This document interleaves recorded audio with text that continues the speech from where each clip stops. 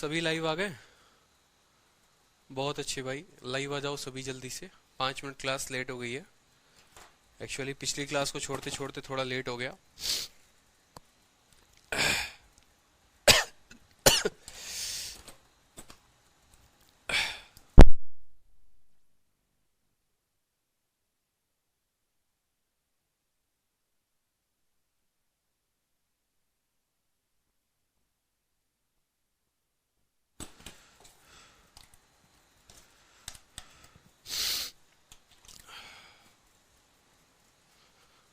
Live आ जाइए भाई। राम राम राम राम सभी को, राम राम। ठीक है, बढ़िया हूँ, थोड़ी तबीयत सही नहीं है, पानी पी लो एक बार। सभी लाइव आ जाओ, जल्दी आ जाओ।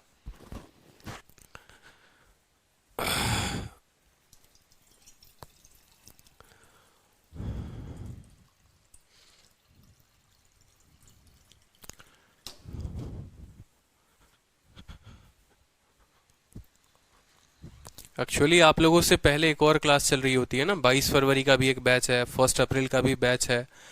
तो इससे पहले एक और क्लास चल रही थी, अभी उनका क्लास ले रहे थे और उनकी क्लास लेते लेते थोड़ा लेट हो गया। ठीक है,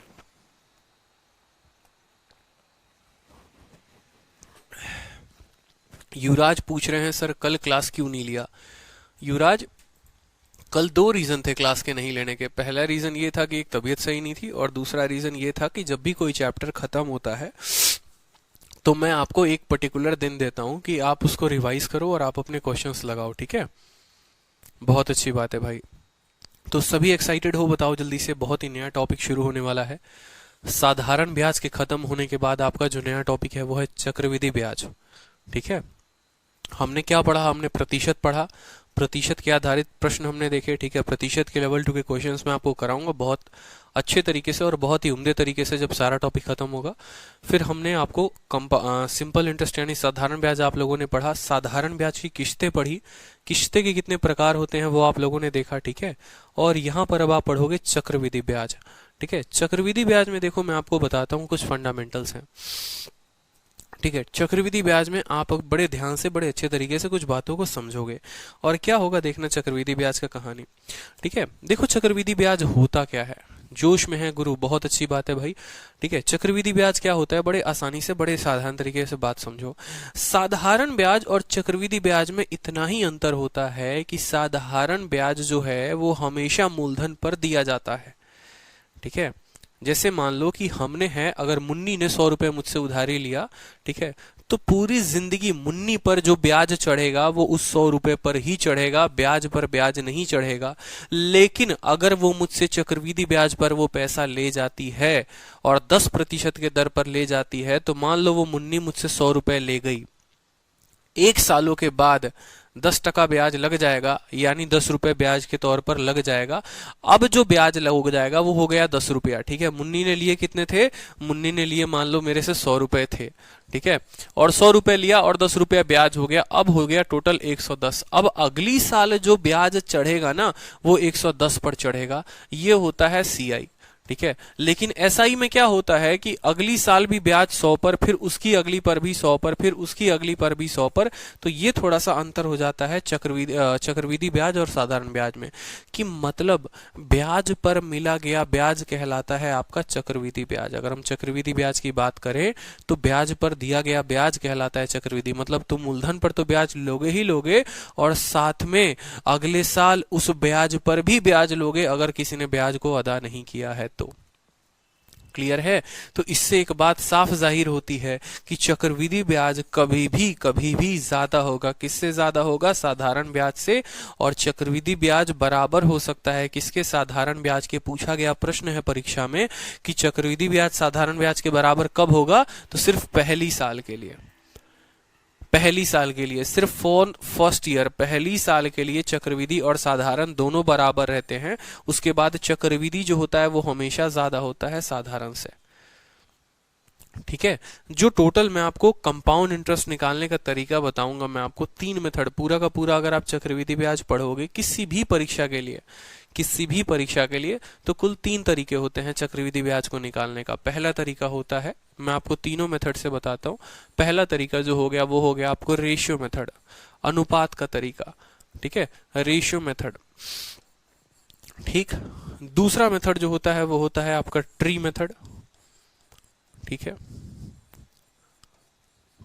और तीसरा मेथड जो होगा वो होगा आपका सक्सेसिव। क्या होगा? सक्सेसिव होगा, सक्सेसिव मेथड। चौथे में हम कुछ मिसलेनियस के प्रश्न करेंगे, चौथे में हम कुछ मिसलेनियस के प्रश्न करेंगे। तो पूरा अगर हम बात करें चक्रवृद्धि ब्याज के बारे में ना, तो चक्रवृद्धि ब्याज को जो है हमें इन मेथड से पढ़ना है। अब बोलोगे कि सर ये मेथड हैं तो क्या क्वेश्चंस अलग अलग तरीके से बनेंगे, सबके अलग अलग टाइप के क्वेश्चन होंगे, इसका क्वेश्चन का टाइप कुछ और होगा, इसका कुछ और होगा, इसका कुछ और होगा, इसका कुछ और होगा? तो जी नहीं, ऐसा कुछ नहीं है कि सबके टाइप अलग अलग होंगे। आज मैं आपको चक्रवृद्धि ब्याज की एक सच्चाई बताता हूं, ठीक है। ऐसा नहीं है कोई भी सवाल जो इससे बन जाए और इससे ना बने या इससे ना बने। जितने भी सवाल होंगे वो सभी मेथड से बनेंगे। इक्का दुक्का ऐसा क्वेश्चन होगा जो हो सकता है रेशियो से ना बने, ट्री से। अब इसमें बोलोगे कि गॉड फादर कौन है, सबका बाप कौन है, तो ये इकलौता ऐसा मेथड है जो सबका बाप है। अगर दुनिया में चक्रवृद्धि ब्याज का कोई भी सवाल है तो वो इससे बनेगा, 100% बनेगा। दुनिया में चक्रवृद्धि ब्याज का कोई भी सवाल बनाना है तो इकलौता उसके लिए ये मेथड है जो 100% रिजल्ट देता है और सक्सेसफुल देता है। लेकिन ये मेथड जो है कभी कभी काफी लंबा भी हो जाता है, ठीक है। ये मेथड आपको ट्री मेथड जिसको मैंने नाम दिया है, ये मेथड काफी आपको लंबा हो जाएगा। सवाल उतना समय का नहीं रहेगा जितना समय खा पी करिए पूरा का पूरा। अगर सवाल है 10 सेकंड का, ठीक है, सवाल है 10 सेकंड का, तो ट्री मेथड जो है कभी कभी उसको 1 मिनट भी ले लेगा बनाने में, ठीक है। तो हम जो है हम कर रहे हैं जनरल कंपटीशन की तैयारी। यहां पर हमारा अप्रोच क्या है, हमारा टीचर देखने नहीं जा रहा। सब्जेक्टिव पेपर तो है नहीं कि हमारे स्टेप्स पर हमें नंबर देगा। ऑब्जेक्टिव पेपर है हम कितने कम समय में अपने सवाल को बना पाएंगे, हमें नंबर उस आधार पर मिलता है, ठीक है, कि हमारा पेपर जल्दी बने, सटीक बने, उत्तर सही आए। तो इसी वजह से मैं आपको इस चैप्टर में ये 3 मेथड पढ़ाऊंगा, ठीक है। और जब मैं आपको तीनों मेथड पढ़ाऊंगा ना, तो मैं आपको वहां पर बखूबी बताऊंगा कि जब आपका पेपर में प्रश्न इस तरह का आए तो आपको ये मेथड लगाना है, जब आपका पेपर में प्रश्न फलाने तरीके का आए तो आपको ये मेथड लगाना है। मतलब कहां पर किस मेथड का आप इंप्लीमेंटेशन करेंगे, कहां पर किस मेथड का आप इंप्लीमेंटेशन करेंगे कि आपका उत्तर जो है वो बड़ा जल्दी आएगा, ठीक है। कंफ्यूजन का कोई नहीं रहेगा। कोई बच्चा बोले सर एक ही मेथड पढ़ा दो ना, मुझे कोई दिक्कत की बात नहीं है, मैं आपको सिर्फ पूरा का पूरा सीआई इसी मेथड पे खत्म कर सकता हूँ, ट्री मेथड पे पूरा चक्रवृद्धि ब्याज इस पे खत्म हो जाएगा। लेकिन दिक्कत ये होगी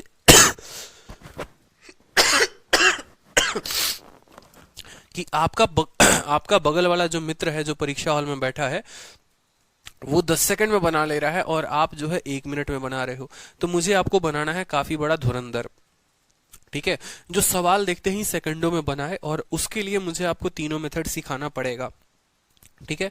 तो बारी बारी से करके मैं आपको सभी मेथड्स पढ़ाऊंगा।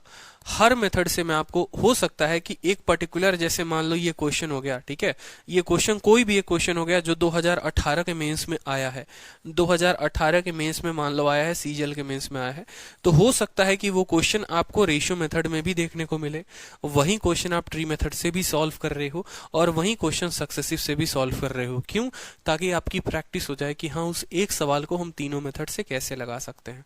तो जो बेसिकली बात करूं मैं आपसे चक्रवृद्धि ब्याज में, वो मैं आपसे ये कहूंगा कि आपको चक्रवृद्धि ब्याज में बस ये 4 मेथड पढ़ने हैं।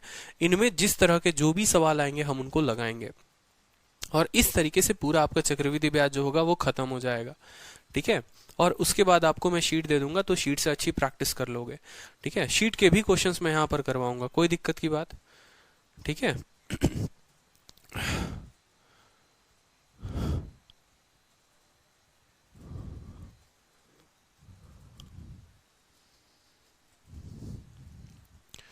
जो क्लास है वो 5:30 तक आपकी खत्म हो जाएगी, क्योंकि मैं 3 बजे से लगातार क्लास ले रहा हूँ, चिंता मत करो, ठीक है। 3 बजे से लगातार ले रहा हूँ और अभी यूट्यूब पर भी क्लास लेना है, ठीक है।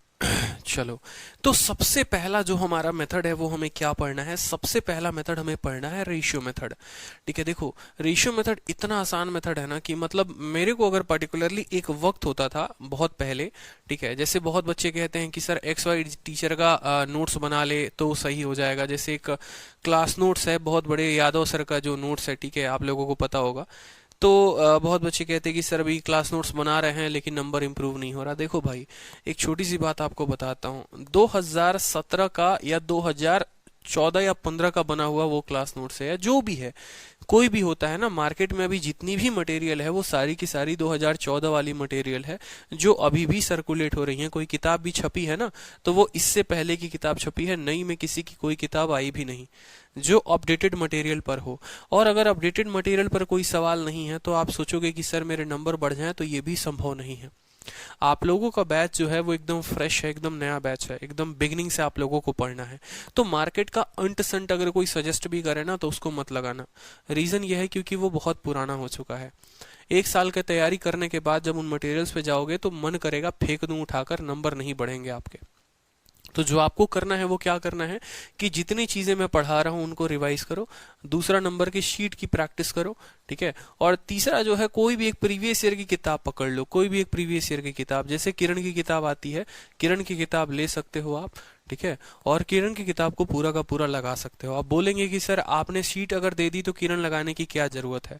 बिल्कुल, शीट लगाने के बाद किरण लगाने की कोई आवश्यकता नहीं है। लेकिन आप लोग हो फ्रेशर, ठीक है, अभी आप लोगों का स्टार्ट ही नया हुआ है। बहुत बच्चों को तो अभी ये भी नहीं पता कि 12.5% का मतलब 1/8 भी होता है। तो आप ये चीज पक्का कर पाओ, इसके लिए मैं चाहता हूं कि आप 200-300 की जगह 1000-2000 क्वेश्चन लगाओ एक पर्टिकुलर चैप्टर के, ठीक है। आप शीट लगाओगे ना, आज से 1 साल बाद, 2 साल बाद, प्री के लिए, मेंस के लिए, भारत के किसी भी कॉम्पिटिटिव एग्जाम के लिए, तो हर तरह का सारा टाइप आपको जो मैं शीट देता हूं उसमें मिल जाता है। सारा टाइप आपको शीट में मिल जाएगा। लेकिन फिर भी कभी कभी मैं अगर आपको जोर करूंगा, जिसको कुछ नहीं आता, जिसका लेवल एकदम खत्म है, जिसने एकदम मैथ्स की तैयारी कर रखी है शुरू, तो भाई आप वीडियो देखो, वीडियो देखने के बाद जो है आप किरण की किताब लगाओ, बार बार लगाओ, जितनी बार हो सकता है उतनी बार लगाओ। एक अलग ही लेवल का कॉन्फिडेंस आएगा जब आपके 1000 में 900 सवाल बनेंगे तब।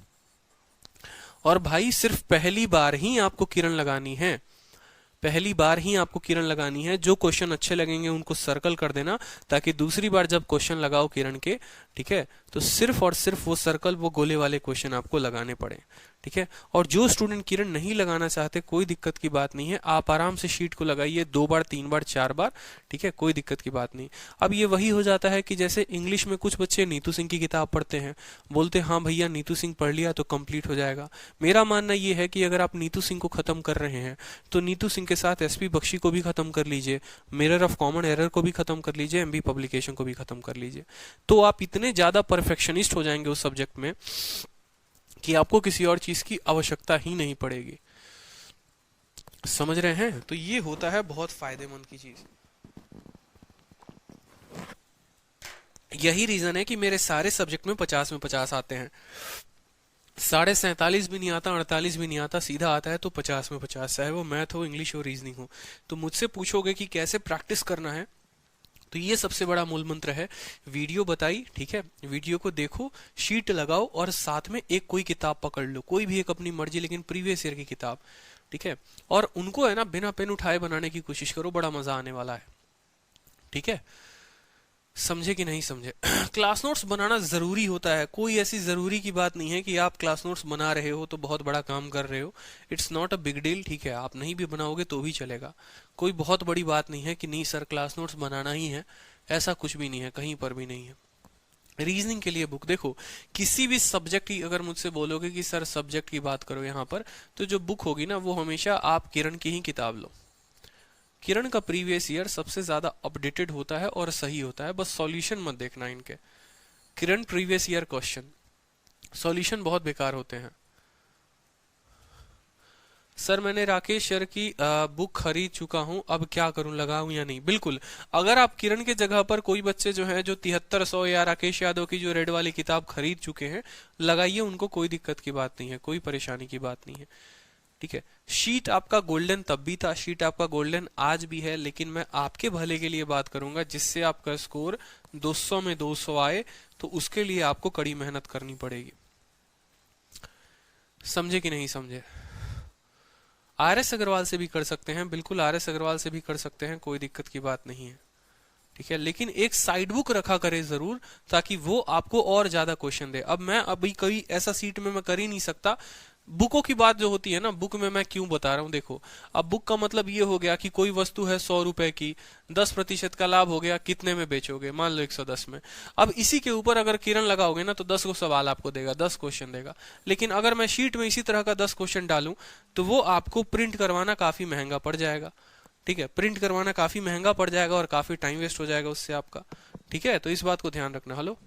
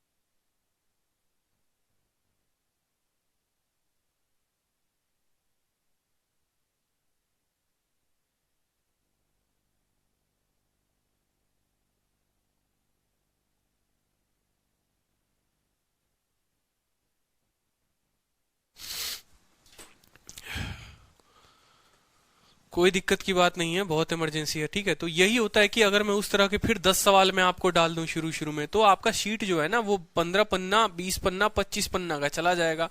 1 रुपए का पन्ना का खर्चा होता है, 5 रुपया प्रिंटिंग करवाना। और 5 रुपया प्रिंटिंग करवाओगे तो भैया 100 100 रुपए, 200 200 रुपए की एक एक शीट हो जाएगी। तो ये बड़ा महंगा पड़ जाएगा आपको। यही रीजन है कि एक हमेशा प्रीवियस ईयर की किताब अपने पास रखें ताकि आप उससे बड़े अच्छे तरीके से प्रैक्टिस कर सकें।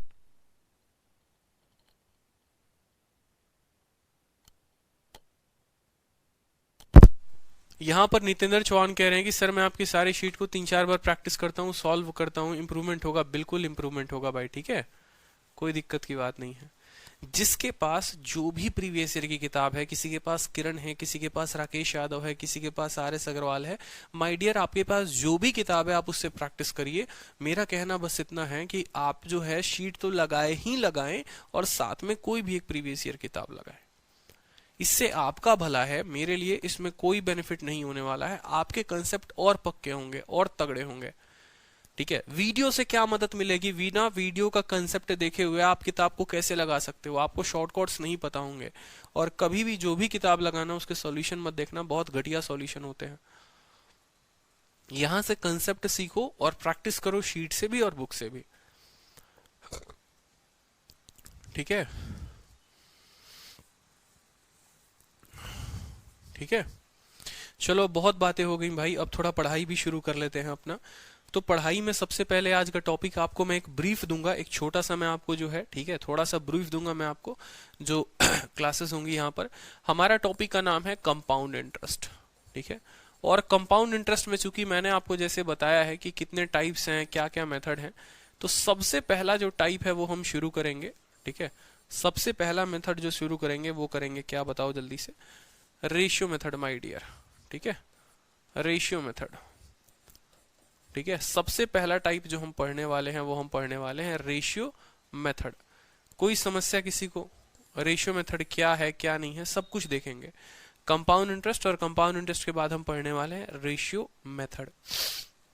रेशियो मेथड में सवाल को कैसे हल करेंगे, जैसे मान लो हमारी मुन्नी है, मुन्नी ने किसी से कितने रुपए उधार लिए हैं, मुन्नी ने किसी से 100 रुपए उधार लिए हैं। किस रेट पर उधार लिया है, मुन्नी ने 10% के रेट पर उधार लिया है। ठीक है, और समय कितना सालों के लिए लिया हुआ है, 2 सालों के लिए लिया हुआ है। तो कल के दिन हमसे एग्जामिनर हमारा क्या पूछेगा कि आपने 100 रुपए का उधारी लिया, 10% के दर पर लिया, 2 सालों के लिए लिया, तो आप बता दीजिए कि आपका जो ब्याज होगा वो आपका ब्याज कितना होगा, और आप जो अमाउंट पे करेंगे, ठीक है, जो आपका मिश्रधन होगा वो कितना होगा। ये मूलधन होता है और ये आपका मिश्रधन होता है। तो बताइए कि अमाउंट जो होगा वो कितना होगा। सर मैं आर एस अग्रवाल में क्वेश्चन लगाए पर 40, ठीक है, यहाँ देखो। तो आप जो है इसको हल करोगे तो आप कैसे करोगे, समझना मेरी बात को।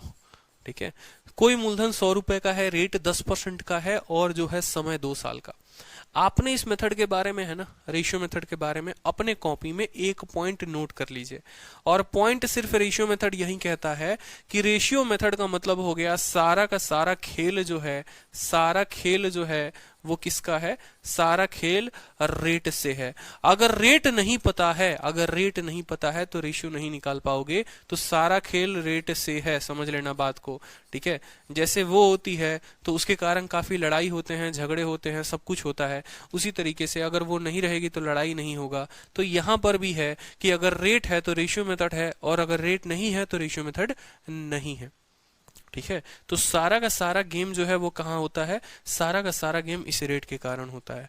इसी रेट का ही रेशियो निकालते हो ये बात पता होना चाहिए कि भाई हम रेशियो मेथड का अगर इस्तेमाल कर रहे हैं तो रेशियो में हम किसका अनुपात लेते हैं, क्या अनुपात लेते हैं, जगह पर क्या होता है, क्या पर कहाँ लिखते हैं, हर कुछ बात को हमें समझना जरूरी है।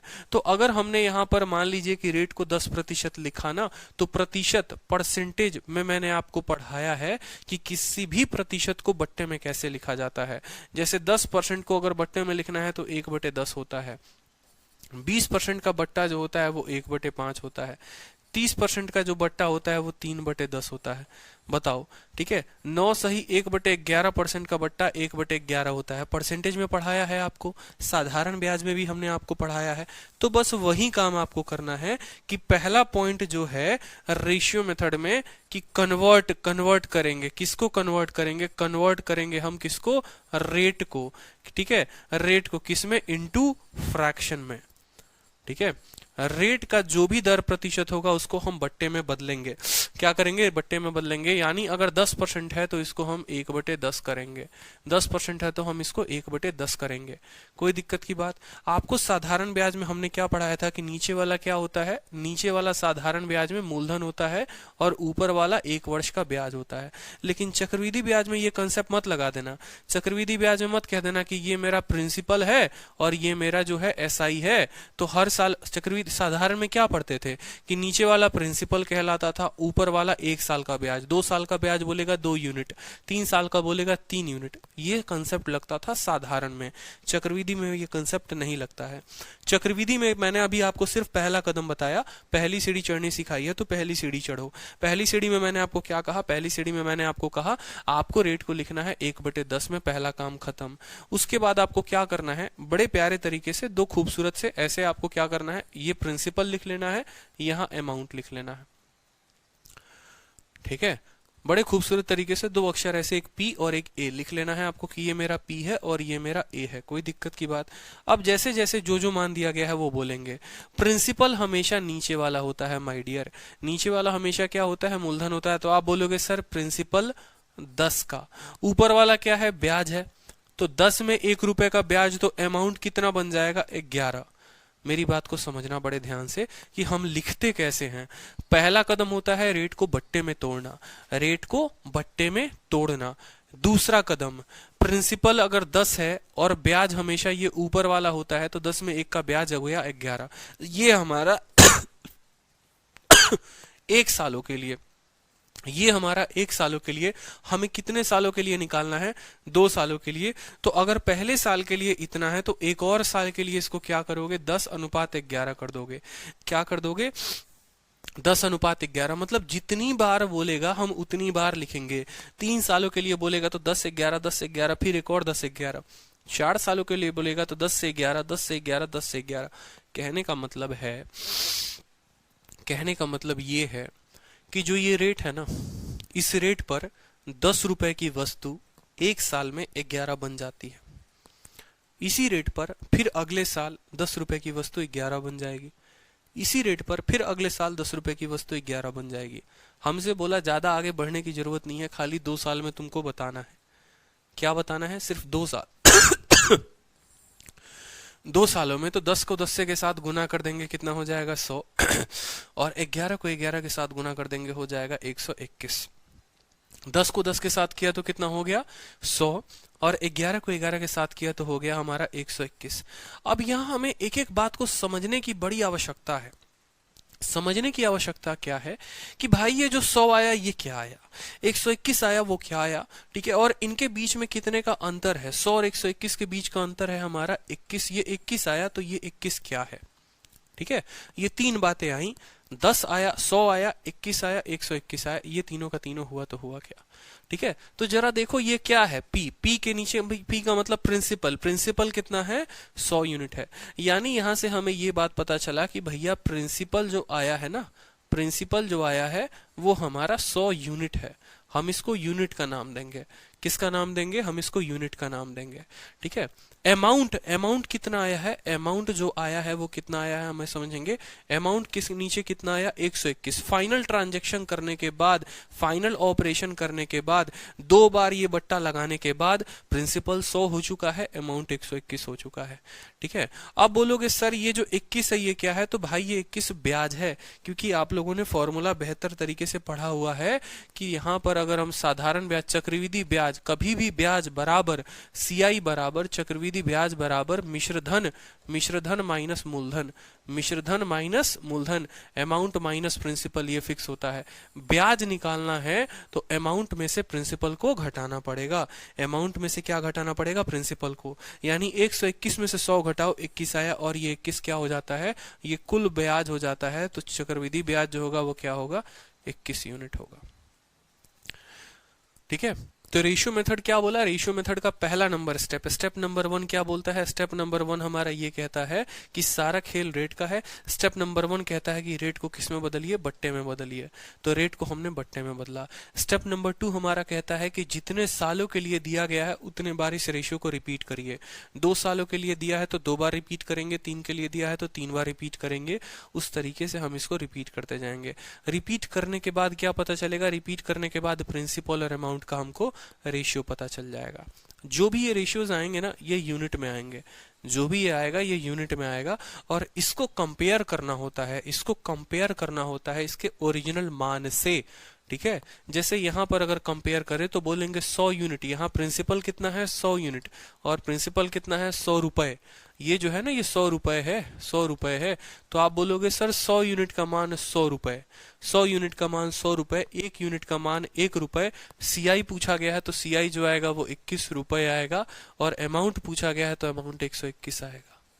क्लियर है। हाँ, 11 कैसे आया, आशीष बोलते हैं 11 कैसे आया। आशीष, रेट 1/10 है, तो 10 में 1 का ब्याज जुड़ जाएगा ना, तो 10 में 1 जुड़ जाता है तो 11 बन जाता है। 10 रुपए का सामान था, 1 रुपया का ब्याज लग गया, 10 में 1 का ब्याज लगने के बाद ये 11 हो गया, ठीक है। अभी 2-3 सवाल में प्रैक्टिस कराऊंगा तो क्लियर हो जाएगा। कल के दिन अगर मान लो ये 100 ना देकर यहाँ पर अगला सवाल आपको ऐसे दे दे कि प्रिंसिपल जो है वो मेरा मान लो यहाँ पर, ठीक है, प्रिंसिपल मान लो यहाँ पर 600 रुपए है। समझना मेरी बात को कि मेरा जो मूलधन है वो कितना है, 600 रुपए है। रेट जो है वो सेम 10% ही है, और समय जो है मेरा 2 सालों है, ठीक है। आपसे पूछेगा कि टोटल ब्याज बता दीजिए कितना है, और आपका टोटल अमाउंट बता दीजिए कि अमाउंट कितना हो जाएगा। आपसे सवाल में ये 2 चीजें पूछी जाएंगी, क्वेश्चन में आपसे ये 2 चीजें पूछा जाएगा कि अगर आपका प्रिंसिपल 600 रुपए है, रेट 10% है, समय 2 साल है, तो आप जो है ब्याज बताएं। तो ऐसे केस में आप ब्याज कैसे निकालेंगे। आप बोलेंगे सर देखिए 10%, रेट मतलब 10%, 10% का मतलब कितना होता है सर, 1/10 होता है, ठीक है। यानी 1 का ब्याज लगेगा सर, 1 का ब्याज लगेगा, किस पर लगेगा, 10 पर लगेगा। आपको सबसे पहला कदम हमने क्या सिखाया कि यहाँ प्रिंसिपल लिखेंगे, यहाँ पर आप अमाउंट लिखेंगे, और प्रिंसिपल और अमाउंट का रेशियो लेंगे। अगर आप कायदे से यहाँ पर देखेंगे तो आपका प्रिंसिपल नीचे वाला है, यानी प्रिंसिपल आपका 10 है। अमाउंट का मतलब क्या होता है कि प्रिंसिपल में ब्याज जुड़ जाए, ये आपका सीआई हो गया, ये आपका प्रिंसिपल हो गया। एसआई में ये एसआई हो जाता है। 10 में 1 का ब्याज लग जाएगा, मतलब ये कितना बन जाएगा, 11। अब क्लियर हुआ आशीष आपको यहाँ पर कि ये 11 कैसे आया, ठीक है, कि 10 में 1 का ब्याज 11 बन गया। ये 1 सालों के लिए, कितने सालों के लिए बोला है, 2 सालों के लिए, फिर 10 और रेशियो 11 यहाँ कर देंगे। गुना करेंगे तो प्रिंसिपल 100 आएगा, गुना करेंगे तो प्रिंसिपल 121, प्रिंसिपल 10 × 10 100, और अमाउंट 11 × 11 121 आएगा। कोई दिक्कत की बात मेरे भाई, कोई दिक्कत की बात, कोई परेशानी की बात। लेकिन ये 100 यूनिट मूलधन दिया गया है, और यहाँ पर मूलधन जो है वो कितना है, वो 600 है, ठीक है, यहाँ पर मूलधन जो है वो 600 है। तो आज के बाद लिखने का तरीका आप लोग सीख जाओगे। और लिखने का तरीका कैसे सीखोगे समझना, आपको हमेशा पैसे को पहले ऊपर लिखना होता है, आपको हमेशा पैसे को पहले ऊपर लिखना होता है, क्योंकि आप निकाल पैसा ही रहे हो। तो आप बोलोगे ये 600 रुपए हैं, ये 600 रुपए हैं, ठीक है। ये कितने के मान है, ये 600 रुपए जो है वो कितना यूनिट का मान है, 100 यूनिट का मान है, 100 यूनिट का मान है। सबसे पहले आपको क्या निकालना है, आपको निकालना है सीआई, ठीक है। और सीआई यहाँ कितना यूनिट है, सीआई 21 यूनिट है, ठीक है। सीआई कितना यूनिट है, सीआई 21 यूनिट है। तो आप बोलोगे, देखो सीआई जब निकालना है तो सीआई बराबर, और अमाउंट निकालना है तो अमाउंट बराबर। आप बोलोगे सीआई बराबर, जो 600 है वो 100 का मान है। प्रतिशत में यही तो पढ़ाया था कि जो तुम 600 हो तुम कितने की मान हो, तुम 100 की मान हो। जिसका भी मान दिया होता है ना, ये बात हमेशा पूरी जिंदगी गांठ बांध लेना कि जिसका भी ये जो मान है, ये जिसका भी दिया होगा वो नीचे होगा, और जिसका निकालना होता है उसको हम गुना करते हैं, ठीक है। यानी हमें अगर मान लो कंपाउंड इंटरेस्ट निकालना है, हमें 21 का मान निकालना है, तो हम 21 से गुना करेंगे। उसी तरीके से यहाँ पर अगर अमाउंट के लिए लिखेंगे तो बोलेंगे 600 रुपए, ये 600 कितने का मान है, तो ये 600 जो है वो 100 का मान है। हमें निकालना है, हमें निकालना है कितने का मान निकालना है, हमें अमाउंट का मान निकालना है। अमाउंट कितना है, 121 है, तो हम इसको 121 के साथ गुना करेंगे। 2 जीरो से 2 जीरो खत्म, 2 जीरो से 2 जीरो खत्म, 21 छके कितना हो गया, 126, यानी ब्याज 126 रुपए का। और अमाउंट की बात करोगे तो अमाउंट हो जाएगा 726, गुना करके देख लो यहाँ पर कितना हो जाएगा, 726, सॉरी 826, गुना करके देख लो, 6 कम 6, 6 दूनी 12, ठीक है। एक हाथ में 6 कम, सॉरी 726 होगा ना, 726। क्लियर हुआ यहाँ पर, बताओ जल्दी से। एक एक बात क्लियर की हमने यहाँ पर कि रेट को सबसे पहले लिखते हैं, रेट के बाद जो है हम क्या करते हैं, प्रिंसिपल और अमाउंट लिखते हैं। प्रिंसिपल अमाउंट जितने सालों के लिए बोलेगा उतने सालों के लिए हम यहाँ पर रिपीट करेंगे उस टर्म को। 100 का मान हमारा 600 दे रखा है, 1 का मान 6 हो गया, तो 21 का मान 21 इंटू 6 126, और 121 का मान 121 इंटू 6 726। एसआई और सीआई दोनों सेम हैं क्या, बिल्कुल कभी सेम नहीं होते हैं। साधारण ब्याज आपका अलग होता है, चक्रवृद्धि ब्याज अलग होता है। इसी वजह से यहाँ पर जो है, अगर यहीं पर अगर आप साधारण ब्याज की बात करते हैं ना माय डियर, तो साधारण ब्याज क्या होता समझना। आपको पीछे क्या पढ़ाया था, 10 मूलधन होता है, ठीक है, 10 मूलधन होता है। साधारण ब्याज कितना है, 1 है, ठीक है। 10 पर 1 रुपए का ब्याज कितने सालों के लिए बोला है, 2 सालों के लिए, तो 2 सालों का 2 रुपया ब्याज होता, 2 सालों का 2 रुपया का ब्याज होता। फिर बोलते 10 का मान हमारा 600, 1 का मान 60, 1 का मान 60, तो 2 का मान 120 होता। समझे या नहीं समझे, समझो मेरी बात को। 10 रुपए मूलधन, ये जो 1 मिलता है ये साधारण ब्याज होता है। 1 सालों के लिए 1 रुपया साधारण, या 1 यूनिट का साधारण ब्याज। 2 सालों के लिए 2 यूनिट होता, 2 यूनिट का मतलब हो गया आपको 2, ठीक है। बोलते सर 10 का मान 600 दे रखा है, तो 1 का मान काटते यहाँ पर तो 60 आ जाता, 2 का मान निकालते 120 हो जाता। तो उस केस में साधारण ब्याज जो आता वो 120 आता, और चक्रवृद्धि कितना आया है, 126 आया है। तो चक्रवृद्धि ब्याज कभी भी साधारण ब्याज से ज्यादा होता है, समझे। बस पहले साल के लिए जो होते हैं ना वो दोनों के दोनों बराबर होते हैं, तो उतना कंफ्यूजन नहीं लेना है। जब साधारण ब्याज पढ़ रहे थे तो हर चीजें मैंने आपको बताई थी, ठीक है। हाँ, फर्स्ट ईयर में तो मैंने बताया ही है, आपसे प्रीवियस ईयर का क्वेश्चन भी पूछा गया है कि कौन सा ऐसा साल होता है जिसमें साधारण और चक्रवृद्धि दोनों बराबर होते हैं, तो वो पहले साल के लिए, ठीक है। क्लियर है, बताओ जल्दी से। प्राची भारद्वाज, आपका कमेंट विजिबल है, कोई दिक्कत की बात नहीं है। अब आप लोगों को कुछ क्वेश्चंस देने हैं, वो देखते हैं। सर्दी हो गई है, थोड़ा क्षमा चाहेंगे, ठीक है।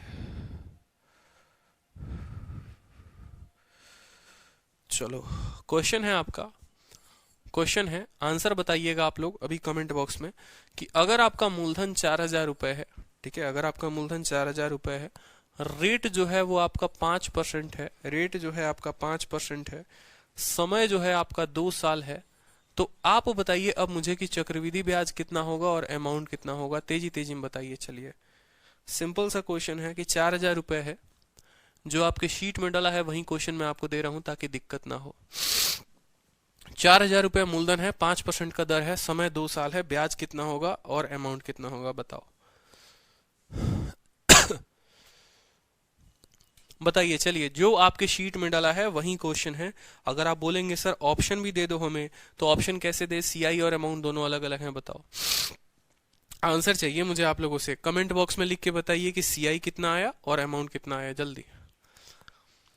मनीषा यादव ने कमेंट किया है, बाकी बच्चे बताएं, चलो बताओ।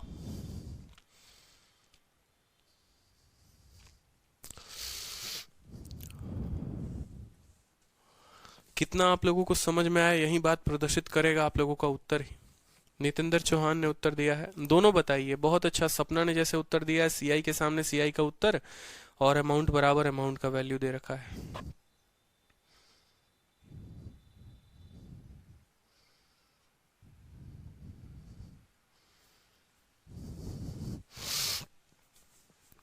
बदनाम मुन्नी बदनाम मुन्नी नाम का भी एक अकाउंट है।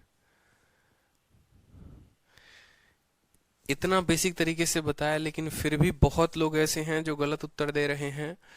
ठीक है, पता नहीं क्यों गलत उत्तर दे रहे हैं, शायद उसकी याद में गलत उत्तर दे रहे हैं या उसकी याद में गलती हो जा रही है, अब ये नहीं पता। देखो, वो अपने जगह पर है, तुम अपना करियर बना लो, ठीक है, नहीं तो पूछेगा नहीं कोई फिर, इस बात को समझो। ठीक है, बहुत ही सरल है सवाल इसका। 5%, ठीक है, सबसे पहला कदम रेट को लिखेंगे। रेट का मतलब 5%, 5% का मतलब 5/100 बता देते हैं, देख लो एक एक स्टेप, कि 5 को 5 लिखते हैं, प्रतिशत का मतलब नीचे में 100 आता है।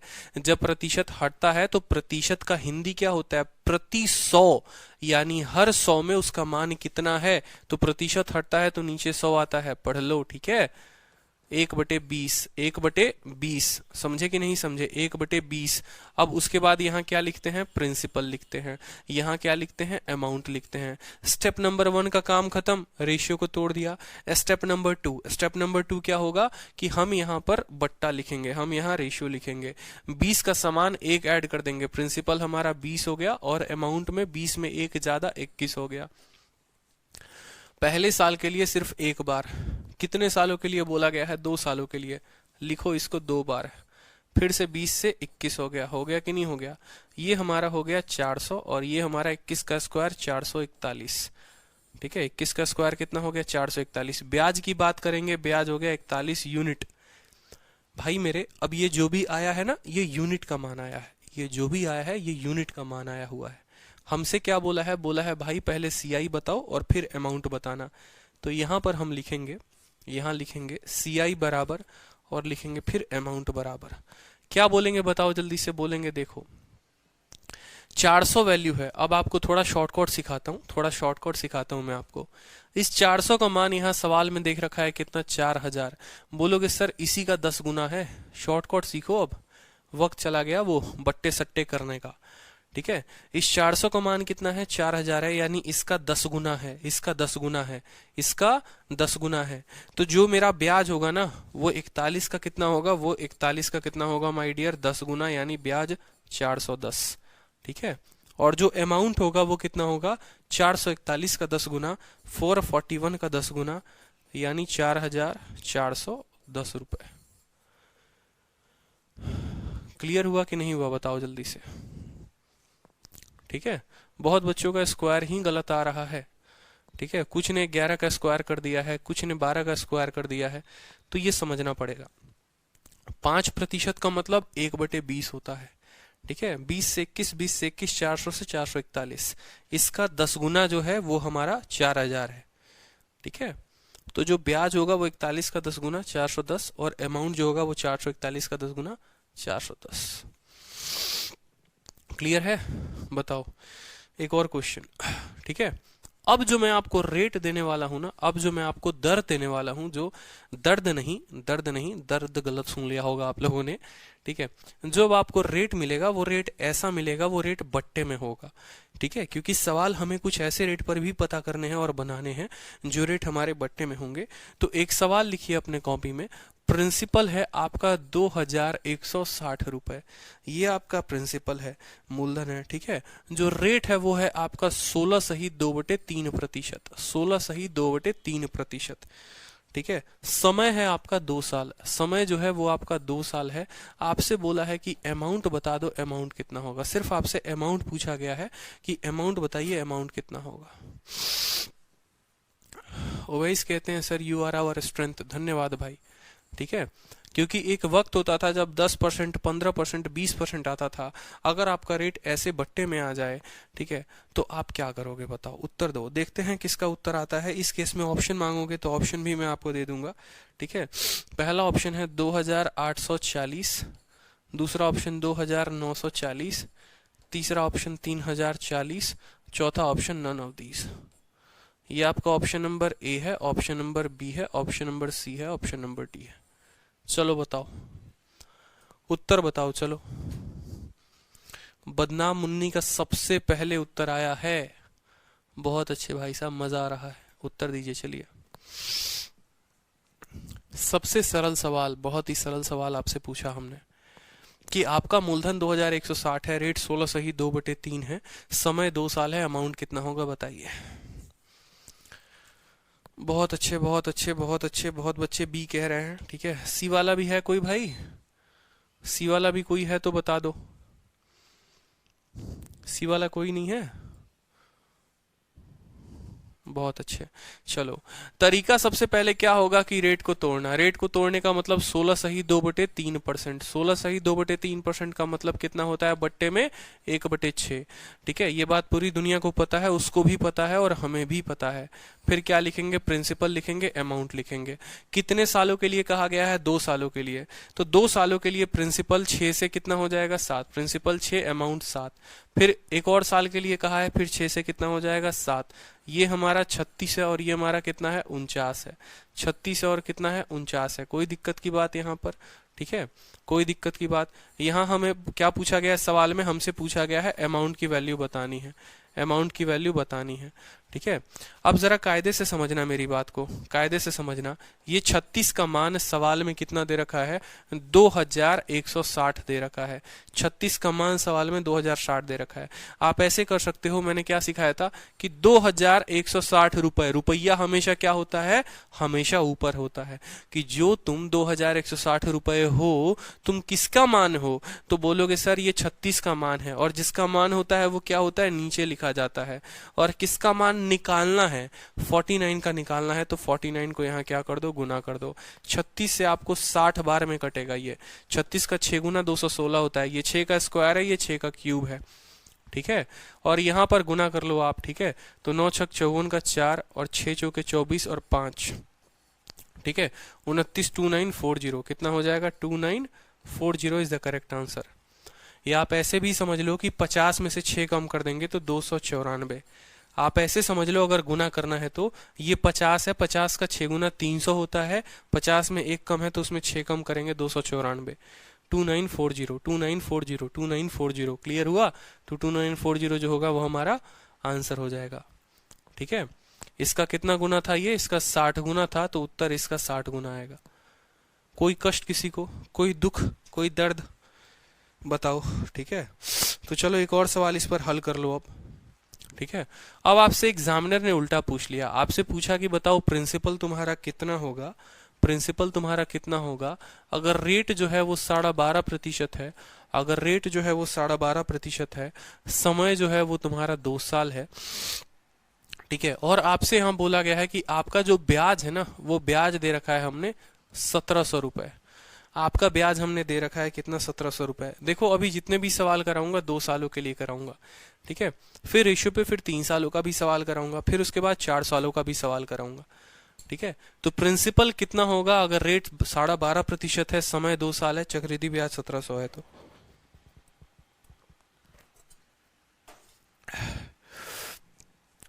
Option number A 12,800, option number B 6400, option number C 3200, option number D 3500। ये 4 ऑप्शन है आपके, बताइए, ठीक है। चार बड़े ही खूबसूरत खूबसूरत ऑप्शन हैं, बताइए। चलिए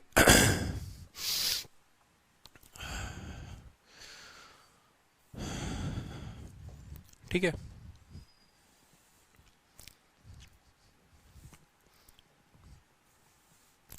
चलो बहुत अच्छी बात है, ठीक है। तो यहाँ पर आप क्या करोगे, स्टेप नंबर 1, हमेशा किसको ध्यान रखना है, रेट को। रेट को ध्यान रखेंगे तो बोलेंगे सर 12 सही 1/2%। इसका मतलब होता है सर 1/8। कितना होता है सर, 1/8 होता है, ठीक है। सबसे पहला कदम हो गया सर। दूसरा कदम प्रिंसिपल और अमाउंट का रेशियो लिखेंगे। 8 से 1 ज्यादा, प्रिंसिपल 8 था तो 9 हो गया सर। 2 सालों का बाद कहा गया, 8 से कितना हो जाएगा, 9 हो जाएगा। 64 से कितना हो जाएगा, 81। 64 से कितना हो जाएगा, 81। अंतर कितने का है, अंतर ही ब्याज कहलाता है। अंतर कितने का है, 17। अंतर कितने का है, 17। 81 में से 64 घटाओ, 17 आएगा। कोई दिक्कत की बात। अब सवाल को अगर देखो तो भाई 17 का मान कितना दे रखा है, 1700 दे रखा है। मतलब इसका, इस 17 का मान सवाल में 1700 दे रखा है, यानी इसका 100 गुना है। क्या है, इसका 100 गुना है। हमसे बोला गया है बताओ प्रिंसिपल कितना होगा, प्रिंसिपल कितना होगा। हमसे क्या बोला है, हमसे प्रिंसिपल बोला है, तो हम भैया प्रिंसिपल बताएंगे। प्रिंसिपल यानी 64, और 64 का कितना गुना, 100 गुना। 64 का 100 गुना कितना हो जाएगा, 6400 हो जाएगा, ठीक है। अब मुझे एक बात आप लोगों से जाननी है, आप लोगों को जो अभी तक पढ़ाया क्या वो क्लियर है, क्या आप लोगों को समझ में आया, क्लैरिटी मिली आप लोगों को, समझ में आ रहा है। कोई एक भी स्टूडेंट ये बोल दे कि सर नहीं समझ में आया ना, मैं दोबारा से सभी चीजें बता दूंगा, मुझे कोई दिक्कत नहीं है, लेकिन क्या आपको समझ में आया, ठीक है। बताओ जल्दी से, क्लैरिटी मिली या नहीं मिली, ठीक है। इसी बात पर 2 सवाल और कर लो जल्दी से, ठीक है। 2 सवाल और कर लो। ये सभी क्वेश्चंस आप लोगों के शीट के हैं। शीट अभी पूरी तरीके से बना नहीं है, शीट के लिए परेशान मत करना। आराम से जब शीट बन जाएगा ना, मैं आप लोगों को दे दूंगा, ठीक है। टाइपिस्ट आ नहीं रहे हैं, ठीक है, और मेरी जो है तबीयत खराब है, इस वजह से शीट बन नहीं पा रही है, लेकिन क्वेश्चंस मैं आपको पूरे के पूरे करवा रहा हूँ, ठीक है। तो परेशान मत होना, मैं आराम से शीट दूंगा आपको।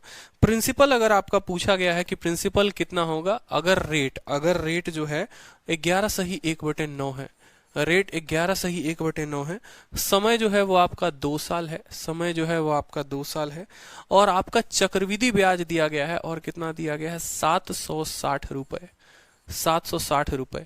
तो आपसे प्रिंसिपल पूछा गया है कि प्रिंसिपल कितना होगा। ऑप्शंस मैं आपको बता देता हूं। ऑप्शन है 3140, option B 3240, option C 3340, option D, ठीक है, 3440। ये आपके 4 ऑप्शंस हैं, ठीक है, बता दीजिए, ठीक। प्रिंसिपल कितना होगा अगर रेट 11 सही 1/9 है, समय 2 साल है, और सीआई जो है आपका 760 रुपए, बताइए। बहुत अच्छे, बहुत अच्छे, सभी के उत्तर आ रहे हैं। भाई देखो, अगर किसी का उत्तर इसके अलावा भी कुछ और आए ना तो कमेंट बॉक्स में लिख के बता देना। जैसे एक स्टूडेंट ने बड़े ईमानदारी से बताया, सुशांत सिंह ने, सर 4000। बहुत अच्छे सुशांत, हो सकता है मैं ऑप्शन भी गलत दे दूं, पता है ना आप लोगों को, मैं आप लोगों को कितना कंफ्यूज करता हूं, तो मैं ऑप्शन भी गलत दे सकता हूं, ठीक है। हाँ, जिसका 4000 है वो 4000 भी बताएगा, कोई दिक्कत की बात नहीं है। चलो, तो जीवन में हमने क्या सीखा, हमने हमेशा रेशियो मेथड से यही सीखा है कि बेटा रेट चाहे कितना भी रहे, बहुत अकड़ है तोहरा में, तो आओ तुम्हारा अकड़ हम तोड़ते हैं। 11 सही 1/9 का मतलब होता है 1/9। जिसको अभी तक रेट वाला टेबल याद नहीं है, ठीक है, उसके दिए वादे याद हैं जो टूट गए, लेकिन रेट याद नहीं है, तो भाई इससे अब सोच लो कि कहाँ भविष्य लेकर जा रहे हो, ठीक है। उसके दिए वादों को अब भूलने की जरूरत है, वो गई, उसके वादे भी चले गए। याद करने की जो जरूरत है वो रेट का टेबल याद करने का जरूरत है, क्योंकि अब नौकरी यही दिलाएगा, ठीक है। प्राइवेट बाबू बनकर देख लिया कि फल क्या मिला, अब थोड़ा सरकारी बाबू भी बन जाओ, और सरकारी बाबू के लिए तैयारी शुरू कर दो, ठीक है। समझ में आई कि नहीं आया बात। तो प्रिंसिपल और अमाउंट का रेशियो देखो, तो प्रिंसिपल हमारा कितना है, 9 है, और अमाउंट कितना हो गया, 10 हो गया। 2 सालों का कहा गया है, 2 बार रिपीट करेंगे। प्रिंसिपल 81 और अमाउंट कितना हो गया, 100। कितने का अंतर भैया मेरे, 19 का अंतर, ठीक है। 19 का मान 760 दे रखा है। 19 का मान कितना दे रखा है? 19 का मान जो है 760। पहाड़ा 19 का याद है या वो भी भूल गए? उसकी याद में याद है ना कि 19 का 4 गुना 76 होता है, तो 19 को 4 के साथ गुना करेंगे तो 76 आएगा, और एक जीरो लगा है तो एक जीरो लगा दो यहाँ पर। मतलब 19 को 40 के साथ गुना करने पर इतना आया है। हमसे सवाल में पूछा है प्रिंसिपल कितना होगा, तो जो प्रिंसिपल होगा वो 9 को किसके साथ गुना करने पर? 9 को किसके साथ गुना करेंगे? 40 के साथ। तो 9 इंटू 4 बता दो, आएगा? हमसे सवाल में क्या पूछा गया था? अच्छा, 1 मिनट, कहीं गड़बड़ हो गई है क्या? 1/9, 9 से 10, 9 से 10, 81 से आपका 100 हो गया 19 का मान 4 गुना है। प्रिंसिपल पूछा गया है। अच्छा, प्रिंसिपल पूछा गया है तो 81 का 4 गुना करेंगे ना। 81 का 40 गुना, 81 का 40 गुना, यानी 81 इंटू 40 कितना हो जाएगा? 3240 हमारा उत्तर हो जाएगा। 3240 हमारा उत्तर हो जाएगा। कोई दिक्कत की बात यहाँ पर? समझेंगे। 9 से 10, 9 से 10, 81 से 100। 81 प्रिंसिपल होता है, 100 अमाउंट होता है, और बीच वाला ब्याज होता है। 19 का मान 760 दे रखा है। ठीक है, अगर आप ऐसे भी लिखना चाहते हो बच्चों की तरह तो लिख सकते हो, सर प्रिंसिपल बराबर, देखो सर किसका मान दे रखा है? 760 रुपए दे रखा है। लिखेंगे सर 760। सर 760 किसका मान है? 19 का मान। लिख दिया सर 19। किसका निकालना है सर? 81 का निकालना है। इंटू सर कर देंगे 81। लो काट लो, 40 इंटू 81 तब भी 3240 आएगा। बात वही पड़ा। ठीक है, लेकिन थोड़ा बुद्धि का यहीं प्रयोग कर लिया करो तो ज्यादा बेहतर है। ठीक है, अमाउंट का भी बतलाइए थे सर। अरे अमाउंट का कोई दिक्कत नहीं, 100 का गुना कर दो। ठीक है, 100 को 40 के साथ गुना कर दो, अमाउंट 4000 हो जाएगा। क्या दिक्कत है? 81 को 40 के साथ करोगे प्रिंसिपल आएगा, 19 को 40 के साथ करोगे ब्याज आएगा, और 100 को 40 के साथ करोगे तो अमाउंट आ जाएगा। ठीक है, मजा आ रहा है? और भी मजा आएगा। एक लास्ट सवाल करो चलो इसके ऊपर, फिर बाकी क्वेश्चंस कल करवाऊंगा मैं। ठीक है, क्योंकि यूट्यूब पर भी क्लास है और इसकी भी टाइम है। 3 बजे से बैक टू बैक पढ़ा रहा हूं। आपका प्रिंसिपल पूछा गया है। प्रिंसिपल पूछा गया है, रेट दिया गया है 14 सही 2/7। हर जगह अलग अलग रेट दे रहा हूं, देखो। ठीक है, 10% भी दे दिया, 5% भी दे दिया, 12.5 पर भी करवा दिया, 11 सही 1/9 पर भी करवा दिया, अभी करवा रहा हूं 14 सही 2/7। तो अब इसका मतलब ये नहीं है कि कल के दिन 16 सही 2/3 पर आ जाए तो भाई छोड़कर आ जाना पेपर में।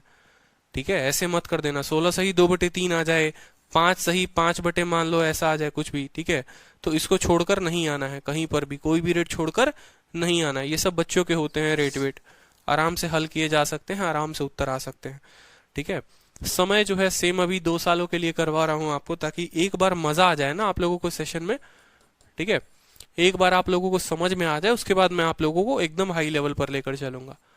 पहली क्लास है, ज्यादा हाई लेकर जाना नहीं चाहता मैं आपको। ऑप्शंस भी लिखवाओगे? लिखवा लो, मेहनत करवा लो हमसे जितना करवाना है। ठीक है,